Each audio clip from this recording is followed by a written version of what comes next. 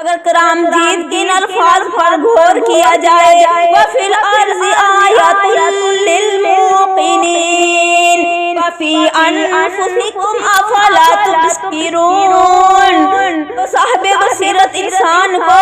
ذات باری تعالیٰ پر لاکھوں قسم کے دلائل مہیا ہو سکتے ہیں۔ آسمانوں کی بلندی، ان کی وسعت، ان پر چھوٹے بڑے لاکھوں کی تعداد میں روشن ستارے، سورج اور چاند، پھر ان کا چلنا پھرنا اور مرغوب ہونا، پھر سمندروں کو دیکھو جو موجیں مارتے ہوئے زمین کو گھیرے ہوئے ہیں، پھر ان میں لاکھوں من وزنی بحری جہازوں کا ہزاروں سواریوں کو اٹھا کر ایک علاقے سے دوسرے علاقے میں آنا جانا،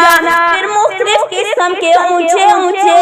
جو زمین میں کھڑے ہوئے ہیں اور زمین کو ہلنے نہیں دیتے، پھر کھیتوں اور باغوں کو سیراب کرنے والی سینکڑوں میل لمبی نہریں، پھر اس پانی سے پیدا ہونے والے پھل اور پھول، مختلف قسم کی سبزیاں اور ان کے مختلف ذائقے، باوجود ایک اور پانی بھی ایک کی شکل، صورتیں اور خوشبوئیں، رنگت، ذائقہ اور فائدہ الگ الگ، پھر مختلف قسم کی مخلوق، پرندے، درندے